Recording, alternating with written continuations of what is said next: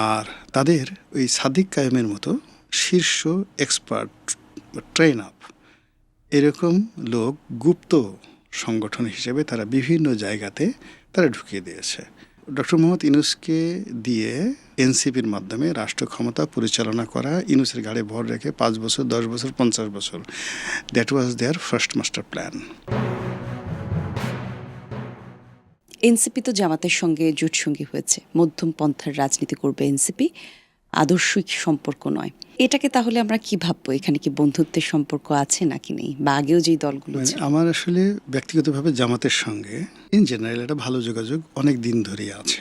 জি। তারপর জেলখানাতে জামাতের যত শীর্ষ নেতা রয়েছেন তাদের সঙ্গে যেহেতু একত্রে জেলখানাতে ছিলাম, তখন একটা অ্যাডাপশন চলে এসছে। এর আগে আমি যখন স্টুডেন্ট ছিলাম কিংবা সাংবাদিকতা শুরু করেছি 1986-এ, তখন এই জামাতের বাংলাদেশের প্রথম জেনারেশন রাজনীতি করছে। গোলাম আজম সাহেব থেকে শুরু করে অন্য সবাই। সৌভাগ্য বা দুর্ভাগ্য তাদের সবার সঙ্গে মেশার সুযোগ হয়েছে। জামাত যে রাজনীতি করে, যেটা এখন ওপেন হয়ে গেছে, তারা গুপ্ত রাজনীতি করে। এই গুপ্ত রাজনীতি করার জন্য তারা বিভিন্ন রকম প্রক্সি সংগঠন গড়ে তোলে বিভিন্ন জায়গাতে। প্রক্সি বন্ধু, প্রক্সি সংগঠন এবং প্রক্সি রিলেশন। ধরেন একজন লোক একেবারে ঘোর জামাত বিরোধী, তাকে নরম করার জন্য সে আম খাওয়াবে, তাকে নরম করার জন্য জায়নামাজ দেবে, তসবি দেবে, আতর দিবে, তার বাসায় যাবে। এই কাজগুলো জামাত করে। তো যাই হোক, তো সেই দিক থেকে এই শেখ হাসিনার যে প্রচণ্ড তাপ ছিল ওই জমানাতে তাদের অন্তত মোর দ্যান 50-এর উপরে বিভিন্ন ছায়া সংগঠন ছিল ছাত্রদের মধ্যে, তারপরে সিভিল সোসাইটিতে বিভিন্ন জায়গাতে অসংখ্য ছায়া সংগঠন ছিল, 50-এর অধিক।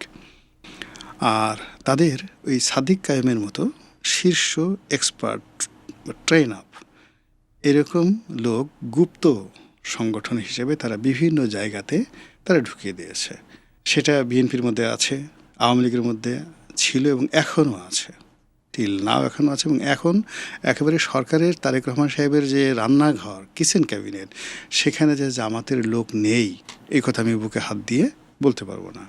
তো এই যে তাদের যে পলিসি, তাদের যে কর্মকাণ্ড, এরই একটা ধারাবাহিকতার সংগঠন রূপে এই প্রথমে সমন্বয় এবং এই এনসিপি, এটিকে বলা হয় জামাতের একটা বি টিম। তো জামাতের বি টিম তারা লালন করেছে, পালন করেছে, তৈরি করেছে। এটা আমার বক্তব্য নয়, পার্লামেন্টের বাইরে বড় বড় রাজনীতিবিদরা এখন এটা ওপেনলি বলে যে NCP is nothing but a sister concern of Jamaat. Jamaat চেয়েছিল তার এই সিস্টার কনসার্নটি বিএনপির মধ্যে ঢুকিয়ে দেওয়ার জন্য। মানে প্রথম তারা চেষ্টা করেছিল যে সিস্টার কনসার্নটির হাতে সিংহাসনটা তুলে দিয়ে পিছন দিক থেকে তারা চালাবে, পরিচালনা করবে, সমস্ত দোষ আসবে সিস্টার কনসার্নের উপর, তারা সবকিছু করবে। যেভাবে তারা ডক্টর মোহাম্মদ ইউনূসকে চালিয়েছেন। রাজনীতি কি এভাবে হয় না, এই জন্য তারা ফিল করেছে রাজনীতিতে এইভাবে হয় না। ওটাই আমি আপনার এই অনুষ্ঠানে বলতে চাচ্ছি। তো যাই হোক, ডক্টর মোহাম্মদ ইউনূসকে দিয়ে এনসিপির মাধ্যমে রাষ্ট্র ক্ষমতা পরিচালনা করা, ইউনূসের ঘাড়ে ভর রেখে 5 বছর 10 বছর 50 বছর, that was their first master plan.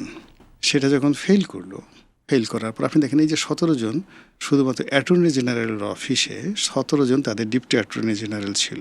তো বুঝেন তারা কিভাবে নিয়োগগুলো করেছেন।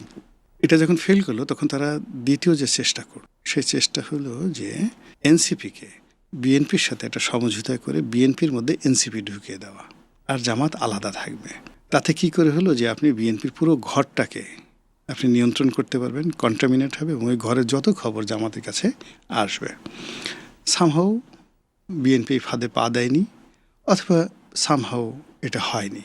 তখন সে কী করবে? তখন সে দেখলো আমার এই বি টিম আমি যদি খালি মাঠে ছেড়ে দেই, এটা হারিয়ে যাবে। যদি জামাতের সাথে তারা না থাকতো। এবং 24-এর পরে একটা জনসমর্থনও, হ্যাঁ, জনসমর্থন ছিল, কিন্তু এটা যখন নির্বাচনের সময় এটা শূন্যতে চলে এসেছিল, এই পুরো নির্বাচনের সময়, এবং এখন এটা মাইনাসে আছে। এখন এনসিপির কোনো একটা লোক যেভাবে হোক না কেন, এটাকে আমি আমার দৃষ্টিতে এনসিপির কোনো নেতার সঙ্গে এখন কারো সম্পর্ক আছে, বন্ধুত্ব আছে, আত্মীয়তা আছে, এটা এখন আর গর্বের বিষয় নয়। কিন্তু তারা তো পার্লামেন্টে আছে। ডাজ নট ম্যাটার, পার্লামেন্টে অনেকেই থাকে, পৃথিবীতে পদপদবিতে অনেকেরই আছে, এই পৃথিবীতে অনেক ডাকাত। তাহলে আপনার অ্যাসেসমেন্ট কি বলে, এনসিপির ভবিষ্যৎ কি হতে পারে একটি দল হিসেবে? এনসিপির ভবিষ্যৎ জামাতের উপর নির্ভর করছে। জামাতের ভবিষ্যৎ ভালো হলে এনসিপি, মানে জামাতের ভবিষ্যৎ যদি ভালো হয়, আমরা ভালো বলতে পার্মানেন্ট কিছু হবে না, কিন্তু ভালো বলতে তারা ক্ষমতা দখল করে ফেললো, তারা অল্প সময়ের জন্য একেবারে রাষ্ট্র ক্ষমতা চলে এলো, তখন এনসিপি তাদের সেকেন্ড ইন কমান্ড হবে এই। আর জামাত যদি ফেল করে, পরাজিত হয়, জামাতের বিরুদ্ধে যদি গণঅভ্যুত্থান হয়, এনসিপির আপনি কাউকে খুঁজে পাবেন না এই সমাজে। এটা হলো এদের ভবিষ্যৎ।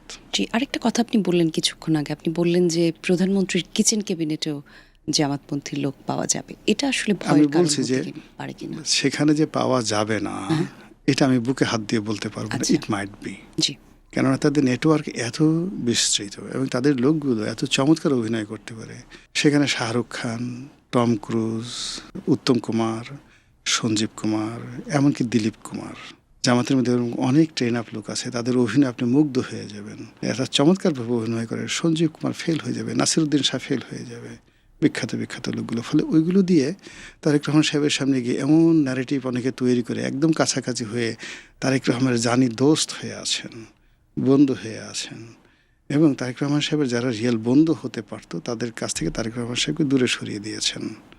এইভাবে যে ঘটেনি এখনো বলার সময় আসেনি। আর এইভাবে যে ঘটেছে এটা সন্দেহ করার যথেষ্ট কারণ ইতিমধ্যে দেখা দিয়েছে। আপনি কি কোনো কারণের ব্যাখ্যা করতে চান? না, আমি আজকে যেহেতু সরকারের 4 মাস বয়স, আমি কোনো কারণের ব্যাখ্যা করতে চাই না, কিন্তু শুধু যে জিনিসগুলো দৃশ্যমান হয়ে গেছে সেটা হলো, ধরুন বিএনপির দুটো সেট আছে। একটা সেট যারা খেলছে সেটা হলো লন্ডনে জনাব তারেক রহমান সাহেবের সঙ্গে সরাসরি ছিলেন। দে আর দ্য টপ মোস্ট, একদম এলিট ক্লাস ক্ষমতাধরদের মধ্যে। সেকেন্ড একটা গ্রুপ আছে যারা বাংলাদেশের থেকে কোনো দল না, সারাদিন শুধু ভাইয়া ভাইয়া ভাইয়া, আর লন্ডনের কথাবার্তা এটা করেছি ওটা করেছি করে শুধুমাত্র তারেক রহমান সাহেবকে তোষণ করে তারা টিকে ছিল, কিন্তু দলের কোনো কর্মকাণ্ডের সঙ্গে তাদের সম্পর্ক ছিল না। এটা হলো সেকেন্ড ক্যাটাগরির টায়ারে বা স্তরে আছে এখন ক্ষমতার, দুটোই লন্ডনে। থার্ড লোক কিছু আছে যারা জেল জুলুম হুলিয়া খেটেছেন, দলের জন্য কাজ করেছেন, আবার তারেক রহমান সাহেবের সাথে সম্পর্ক রক্ষা করেছেন।